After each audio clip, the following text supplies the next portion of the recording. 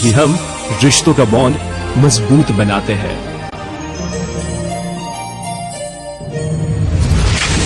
हाईबॉन्ड cement, bonding nation. नमस्कार दर्शक मित्रों, सत्यना समाचारों सदाय धबकता 7 न्यूज नेटवर्क में हूँ पार्थ पटेल आपनु हार्दिक स्वागत करूं छूं। सौप्रथम जोईए आजनी मुख्य हेडलाइन्स। આવતીકાલથી કેન્દ્રીય ચૂંટણી પંચ ગુજરાતની 2 દિવસની મુલાકાતે વહીવટી તંત્ર દોડતું થયું। આજે બકરી ઈદની કોમી એખલાસ અને શાંતિપૂર્ણ ઉજવણી, ઠેર ઠેર ખાસ નમાજનું આયોજન। કુવાડવા નજીકના ચાચંડિયા ગામે જર જમીનને જોરું, 3 કજિયાના ચોરોની ઉક્તિ મુજબ હલણ મામલે કોળી પ્રૌઢની હત્યા। ચૂંટણી પંચ દ્વારા ચેકિંગના નામે થતી હેરાનગતિના વિરોધમાં આગામી સોમવારે બંધનું એલાન, અનેક વેપારી મંડળો જોડાશે। હવે જોઈએ સમાચાર વિસ્તારથી। આવતીકાલથી ચૂંટણી પંચ 2 દિવસ માટે ગુજરાતમાં તમામ જિલ્લામાં વહીવટી તંત્રમાં દોડધામ। આવતીકાલથી 2 દિવસ માટે કેન્દ્રીય ચૂંટણી પંચ ગુજરાતની મુલાકાતે આવનાર હોય, આ સંદર્ભે ચૂંટણી પંચના કમિશનર અનિતા કરવલે રાજ્યના તમામ કલેક્ટર, એસપી અને પોલીસ કમિશનર સાથે મહત્વની વિડીયો કોન્ફરન્સ યોજી હોવાનું જાણવા મળ્યું હતું। છેલ્લા 3 માસથી આગામી વિધાનસભાની ચૂંટણીઓની તડામાર તૈયારીઓ ચાલી રહી છે અને રાજ્યભરમાં આચાર સંહિતાનો કડક અમલ કરાવવામાં આવે છે। આ અગાઉ પણ ચૂંટણી પંચના નાયબ કમિશનર 2 વખત ચૂંટણી પ્રક્રિયાની સમીક્ષા કરી ગયા હોય, કેન્દ્રીય ચૂંટણી પંચની મુલાકાત ખૂબ જ સૂચક માનવામાં આવે છે। Bureau report 7 news.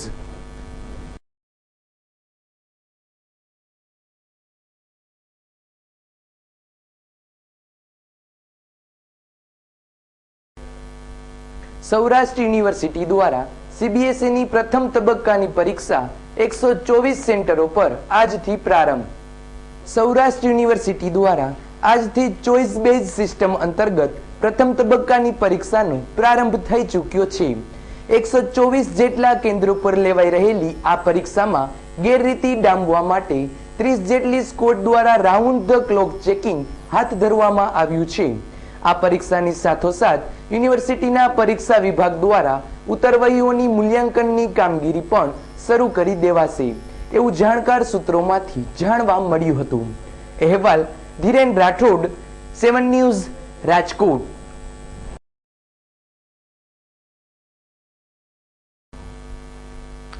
ધોરણ 12 ના વિજ્ઞાન પ્રવાહમાં આજે રસાયણ વિજ્ઞાનનું પેપર, ગણિતનું પેપર સહેલું જતા વિદ્યાર્થીઓમાં ઉત્સાહ। ધોરણ 12 ના વિજ્ઞાન પ્રવાહનું પ્રથમ દિવસે ગણિતનું પેપર સરળ રહ્યા બાદ આજે વિદ્યાર્થીઓ ઉત્સાહથી પરીક્ષા આપી હતી અને ગણિતના પેપરમાં બોર્ડ દ્વારા 3 માર્કની ભૂલ હોવાથી આ મામલે બોર્ડ દ્વારા શું નિર્ણય લેવાશે તે અંગે ચર્ચા કરતા પણ જોવા મળ્યા હતા અને આવતીકાલે રવિવારની રજા બાદ સોમવારે ભૌતિક વિજ્ઞાનનું પેપર છે। એ ગ્રુપના વિદ્યાર્થીઓને ગુરુવારથી પરીક્ષાનો પ્રારંભ કર્યો છે, જ્યારે બી ગ્રુપના વિદ્યાર્થીઓ માટે આજે પ્રથમ જ પેપર હોય વિદ્યાર્થીઓ ઉત્સાહમાં દેખાતા હતા। અહેવાલ ધીરેન રાઠોડ, 7 ન્યૂઝ, રાજકોટ।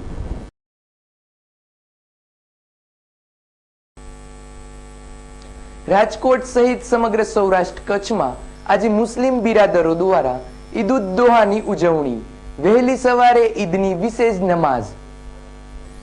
ઇસ્લામ ધર્મના ધર્મગુરુ અને પૈગંબર હઝરત ઇબ્રાહિમ સાહેબ અને તેમના પુત્ર પૈગંબર હઝરત ઇસ્માઇલ સાહેબની સ્મૃતિમાં આ ઈદની ઉજવણી ઇસ્લામી પંચાંગ મુજબ વર્ષાંતે ઝીલ હજ્જ મહિનાની 10મી તારીખે આ બકરી ઈદની ઉજવણી કરવામાં આવે છે, જેમાં વહેલી સવારે ઈદની ખાસ નમાઝ પછી એકબીજાને ઈદની મુબારકબાદ આપવામાં આવે છે। રાજકોટ શહેરમાં 3 ઈદગાહ, 1 દરગાહના મેદાન, 2 મદ્રેસા અને 27 જેટલી મસ્જિદોમાં મળી 33 જેટલા સ્થળોએ હજારોની સંખ્યામાં મુસ્લિમ બિરાદરો દ્વારા ઈદની નમાઝ પઢવામાં આવી હતી। બલિદાનની ભાવના પ્રકટ કરતા અને ત્યાગની ભાવના કેળવવાની શીખ આપતા ઇસ્લામ ધર્મમાં 3 ઈદની ઉજવણી કરવામાં આવે છે, જેમાં ઈદ ઉદ દોહા એટલે કે બકરી ઈદનું મહત્વ સૌથી વધારે ગણાય છે. અનેક સ્થળે હિન્દુ મુસ્લિમ એકબીજાને ઈદની મુબારકબાદ આપતા નજરે ચડતા હતા. અહેવાલ પ્રશાંત પરમાર, 7 ન્યૂઝ, રાજકોટ.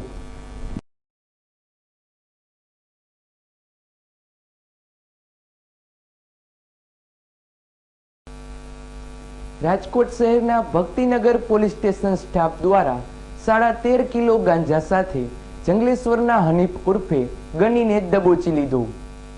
શહેરના ભક્તિનગર પોલીસ સ્ટેશનના ડી સ્ટાફને મળેલી બાતમીના આધારે જંગલેશ્વરની પટેલ સોસાયટી પાસે 40 ફૂટના રોડ પર મહાત્મા ગાંધી સોસાયટીમાં રહેતા હનીફ ઉર્ફે ગની જુસફભાઈ લીંગડિયાના ઘેર મોડી રાત્રે અચાનક ત્રાટકી દરોડો પાડતા રૂપિયા 80,660ની કિંમતનો 13 કિલો 510 ગ્રામ ગાંજો મળી આવતા NDPS કલમ 20B હેઠળ ગુનો નોંધી ગનીની ધરપકડ કરી હતી. પોલીસે ગાંજો ઉપરાંત ત્રાજવા કાટલા, પ્લાસ્ટિકની બેગ અને 2 થેલા મળી અંદાજે રૂપિયા 81,360નો મુદ્દામાલ કબજે કરી આ ગાંજો તે ક્યાંથી લાવ્યો હતો અને કોને કોને વેચતો હતો આ બાબતે પૂછપરછ આદરી છે.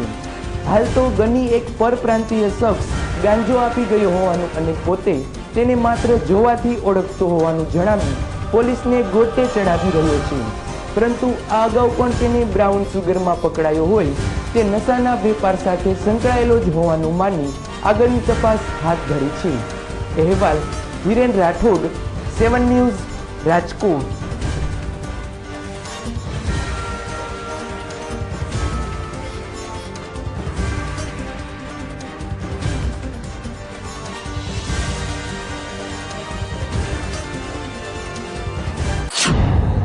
જંગલેશ્વરમાં પટેલ સોસાયટીમાં રહેતા હની ઉર્ફે ગની જુસફભાઈ લીંગાળા પોતાના ઘરમાં નાર્કોટિક એટલે ગાંજાનો જથ્થો રાખીને વેપાર કરે છે એવી બાતમી મળતા સ્ટાફના માણસો પંચો સાથે એના ઘેર રેડ કરતા તેના ઘરમાંથી માદક પદાર્થ નાર્કોટિક મુજબના ગુનાના કામને ગાંજો 13 કિલો 510 ગ્રામ કિંમત રૂપિયા 80,660 અને અન્ય વસ્તુ એને વજન જે વેચાણ કરવા માટેના જે સાધનો હતા એની સાથે એને धरपकड़ કરવામાં આવી છે. शरारत भरा बचपन जैसे नींव जिंदगी की, जवानी के वो प्यारे वादे जैसे नींव मजबूत रिश्तों की. गवाह है हम जिसने आपके रिश्तों को और मजबूत बनाया, क्योंकि हम रिश्तों का बॉन्ड मजबूत बनाते हैं.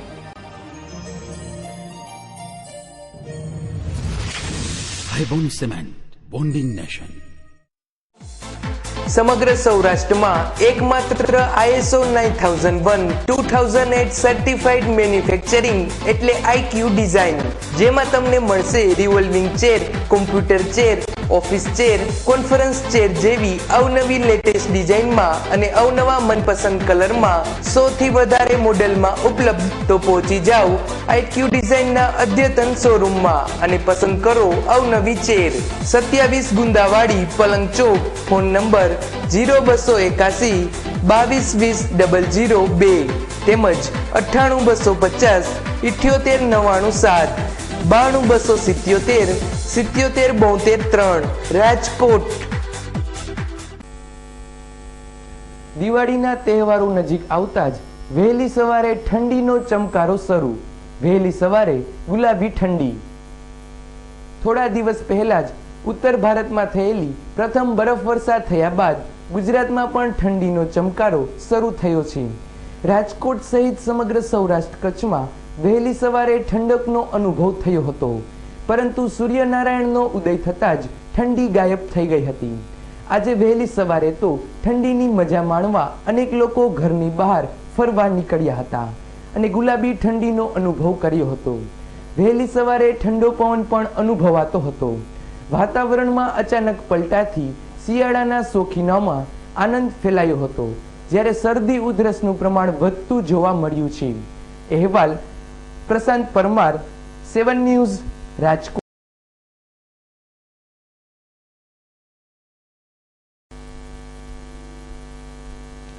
કુવાડવા નજીકના ચાચડિયા ગામે હલડના પ્રશ્ને ચાલતા એકાદ વર્ષ જૂના ડખ્ખામાં કોળી વૃદ્ધની હત્યા.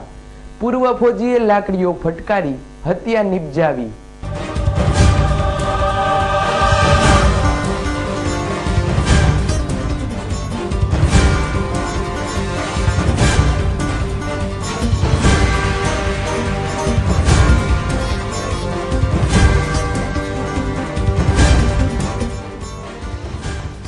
ચાચડિયા ગામના સંગ્રામભાઈ લીંબાભાઈ ખસિયા અમદાવાદ તરફના એક ભિક્ષુકની હત્યાના બનાવમાં જેલ હવાલે હતા, જે 2007માં પકડાયા બાદ 2 વર્ષ પહેલા જ છૂટ્યા હતા.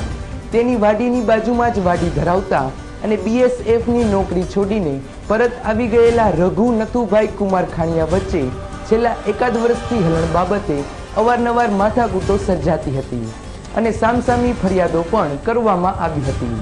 એ દરમિયાન રઘુના જણાવ્યા મુજબ પોતે જ્યારે ગામમાંથી પસાર થઈ રહ્યો હતો ત્યારે સંગ્રામભાઈ તેના ઘર પાસે ખાટલામાં બેઠા હતા અને હાથમાં તમંચો રાખીને મારી સામે કાતર મારીને જોતા કહ્યું હતું કે જો હિંમત હોય તો છાતીમાં ભડાકો કરો, નહીંતર આ તમંચો મૂકી દો. આથી સંગ્રામભાઈએ એવું કહેલ કે લડી લેવું હોય તો વાડીએ આવી જજો. બાદમાં હું ત્યાંથી જતો રહેલ અને સાંજે પાણીનું ટેન્કર ભરવા વાડીએ ગયો ત્યારે મારા પિતાજી, ભાઈ અને પિતરાઈ ભાઈઓ પણ મારી પાછળ આવેલા. વાડીએ અમો કામ કરતા હતા ત્યારે સંગ્રામભાઈએ અચાનક ફાયરિંગ કરતા મારા બંને હાથમાં છરા ખૂંપી ગયા હતા અને બીજો ભડાકો મારા પિતાજી પર કરેલો, પરંતુ તેઓ નીચા નમી જતા બચી ગયા હતા. બાદમાં મારામારી સર્જાઈ હતી. પાણીના ટેન્કર ભરવા ગયા અમે તો એ લોકો અમારે હું એના મકાનની બાજુમાં અમારો રસ્તો છે એટલે ના એ તમન સોલે એમના માટા ફરતો હોય. પછી અમે ટેન્કર ભરવા ગયો, પાછળથી આવીને અમારી માથે ફાયરિંગ કર્યું. કેટલા જણા હતા લોકો? 4 જણા હતા. તમે કેટલા હતા? અમે 4 જણા હતા ટેન્કર ભરવા ગયા. તમે એને ઓળખો છો? હા હા. એનું નામ શું છે? સગ્રામભાઈ લીંબાભાઈ. બીજા કોણ કોણ હતા સાથે? એમનો દીકરો હતો નાનો, હિતેશભાઈ સગ્રામભાઈ.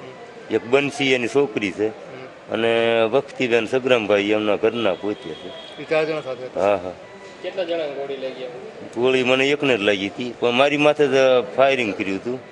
એટલે છાતી માથે જ ફાયરિંગ કર્યું, પણ મેં આડા હાથ રાખી દીધા એટલે હાથ વિંધાઈ ગયા, છાતી રહી ગઈ. એમ તો આમ તો સાહેબ આખા ગામ એને કોઈ યાર ભળતું જ નથી. ઘરે ફરતા એના પાડોશી જેની હારે બધા ફરિયાદો કરી વળી, વાડીએ બધા ફરિયાદો કરી વળી. ના, એક વરસથી તમારે અમારી માથે એને ફરિયાદ કરી હતી અને મેં એની માથે ફરિયાદ કરી હતી. અને સંગ્રામભાઈ ઘાયલ થયા હતા.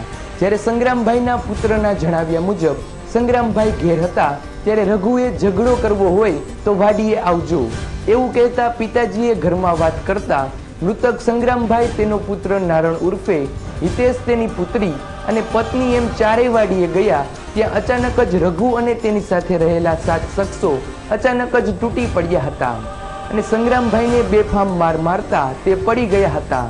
ત્યારે તેનો પુત્ર હિતેશ ઉર્ફે નારણ પોતાની બહેન અને માતાને લઈને જીવ બચાવવા નાસી છૂટ્યો હતો અને સંગ્રામભાઈએ ફાયરિંગ કર્યું જ ન હોવાનું પણ જણાવ્યું હતું. હાલ તો પોલીસે બંને પક્ષની ફરિયાદ નોંધી મૃતકના ખિસ્સામાંથી 2 કારતૂસ તેમજ વાડીમાં ફેંકી દેવાયેલો તમંચો કબજે લઈ હત્યાનો ગુનો નોંધી રઘુ કુમાર ખાણીયા તરફના 7 જેટલા શખ્સોની ધરપકડ કરી આગળની કાર્યવાહી હાથ ધરી છે. જળ, જમીન અને જોરું 3 કજિયાના છોરું એ ઉક્તિને જાણે સાર્થક કરતો બનાવ ચાચણિયા ગામમાં બનતા. અહેવાલ ધીરેન રાઠોડ, 7 ન્યૂઝ, રાજકોટ. અમે 100 નંબરમાં ફોન કર્યો હતો 8 વાગ્યા પહેલાં. તો એને એમ કીધું કે તમે સવારે ફરિયાદ લખાવી વાળો. તો અમારે પાણી પીવાનું જરૂર હતી એટલે ટેન્કર ભરવા વાડીએ ગયા.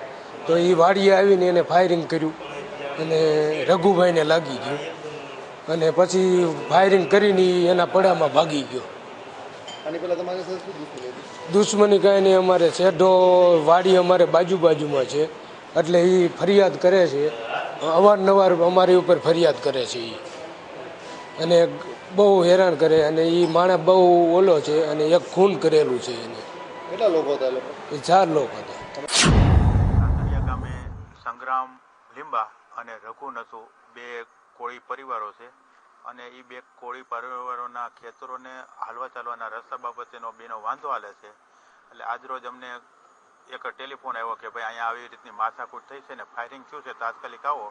એટલે અમે તાત્કાલિક માણસો અમારા સ્ટાફ સાથે ત્યાં પહોંચ્યા અને સીમમાં જઈને તપાસ કરી તો સંગ્રામ લીંબા અને એની પત્ની 2 ઈજા પામનાર તરીકે ત્યાં પડેલા હતા, અને રઘુને 108ની અંદર હોસ્પિટલમાં સારવારમાં લઈ આવેલા હતા.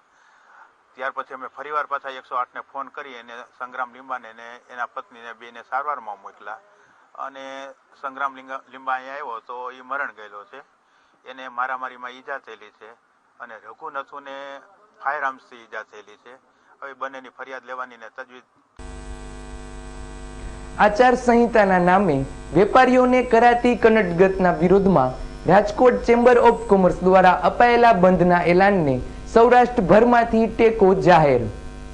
આચાર સંહિતાના નામે 2.5 લાખ રૂપિયાથી વધારેની રોકડ અથવા સોનું ચાંદી લઈને નીકળતા આ રકમ અથવા સોનું ચાંદી જપ્ત કરી લેવામાં આવતું હોવાથી રાજકોટ ચેમ્બર ઓફ કોમર્સ દ્વારા તેનો ઉગ્ર વિરોધ કરી આગામી સોમવારે બંધનું એલાન આપવામાં આવ્યું છે. આ બંધના એલાનને જૂનાગઢ, કેશોદ, મોરબી, બાબરા, ઉપલેટા, જેતપુર, ઓખા અને પોરબંદરના વેપારીઓએ ટેકો જાહેર કર્યો હતો, અને દરેક શહેરમાં વેપાર ધંધા બંધ રાખી એલાનને સફળ બનાવવા માટે સમર્થન આપ્યું હતું. ઉગ્ર વિરોધ બાદ ચૂંટણી પંચ દ્વારા થોડા ફેરફારો કરાયા છે, પરંતુ આ ફેરફારોમાં કંઈ નવું નહીં હોવાનું જણાવી વેપારી આગેવાનોએ બંધમાં જોડાવવા અપીલ કરતા જણાવ્યું છે કે વેપારીઓ, ખેડૂતો કે સામાન્ય નાગરિકની મુશ્કેલીમાં કોઈ જાતના ફેર પડે તેમ નથી, અને પંચ દ્વારા કરાયેલી જાહેરાતમાં કંઈ નવું નથી, માટે બંધનું એલાન યથાવત રાખવામાં આવે છે. અહેવાલ ધીરેન રાઠોડ, 7 ન્યૂઝ, રાજકોટ.